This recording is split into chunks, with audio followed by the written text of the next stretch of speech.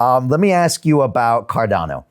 It was the third market cap of coins this week. It's been going up between third and fourth, had a pop. We actually have Charles here on in a couple weeks.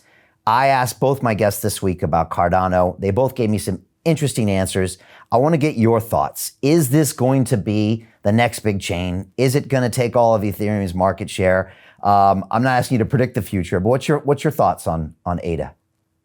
I think that first, I don't think it takes Ethereum's market share. And I think the notion of an Ethereum killer is just another silly narrative in crypto. And that's not a bad thing. Yet again, I think there are other chains, everything will find its purpose, and that the future is not choosing a chain, it's the interoperability between all of them, right? There's plenty of projects like Cosmos that are finding ways for all of these chains to speak to one another so that each of them can do the thing that they're the best at and none of them get congested. So I do not think it or anything else will crush Ethereum. I think they'll just find their niches and Ethereum will as well. That's one.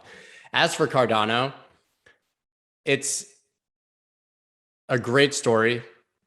It could, but there's no present evidence to believe that it will do those things yet. That's not a bad thing. But we've been hearing about smart contracts coming to Cardano effectively for years, right? And it seems like that really will happen September 12th, the Alonzo hard fork. Charles Hoskinson last Friday, a week ago, made that announcement that finally, we have a date for this. And so I think it remains to be seen. I think the potential is absolutely massive. They have a huge following. Like you said, it's the third crypto by market cap right now. I believe as we're talking at $2.50, it broke its previous all-time high. Everything is heading in the right direction. The question is, will that be yet another buy the rumor, sell the news opportunity when the hard fork actually comes? So I think wait and see is the sensible approach with Cardano. I don't have a passionate feeling on it, and I don't know why people do. And this is what and that goes to almost every coin, right? That's not unique to them. But when we see it in action and it's proven, let's get really excited about it. And let's see the smart contracts and if they're superior. Until then, it's a good trade, right? It's a good, nice, volatile trade. It's a great pump. And but then, there's the flip side where people are like, call a coin a scam or this and that. And that's also just equally as ridiculous, right? They have a passionate developer community, a great leader. He's brilliant, who understands what he's doing, and they're probably building something great. But prove it. Prove it. And I say that to every project. Prove it. Yeah, the best line you just said in there was, it's a great story. And if we think about what you just said there, it's kind of the story of crypto. I mean, everything is a story, right? It's, humans love a story. It's how we transferred knowledge for, thousands of years of our history. And Cardano's a great story. It also has a leader, which no other big chain like that actually has, right? And Charles is really well-spoken, got a great track record, got a great CV, right? Part of Ethereum.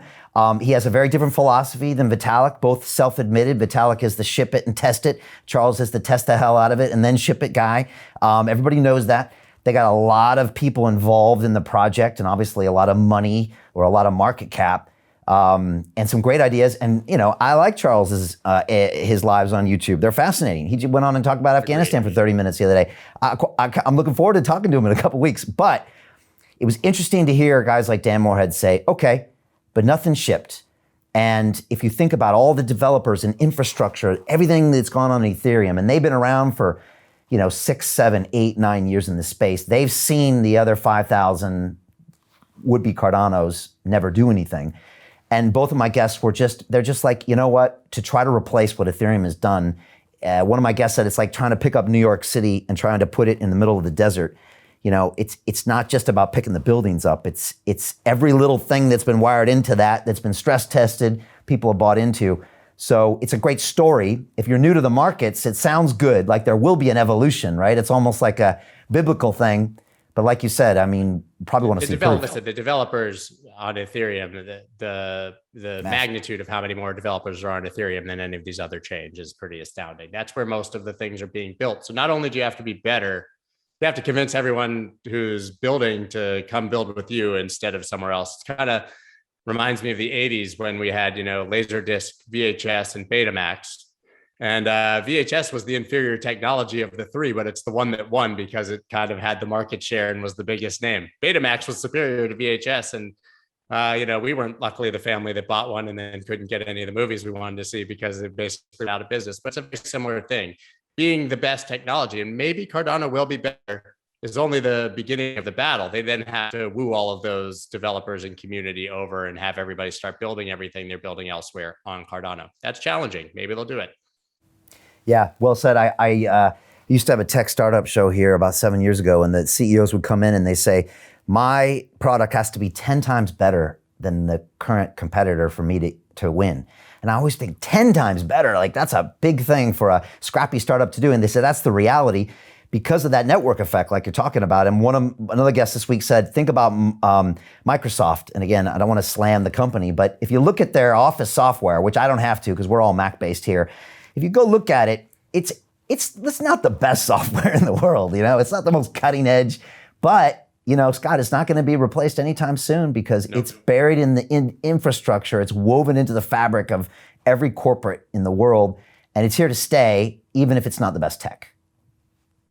I agree 100%. It's a perfect corollary. And so, listen, Ethereum's clunky. It's expensive. Ethereum has its issues, but it was there first, and everyone's building on it. So once you can change that, give me a call, and I'm happy to have the conversation.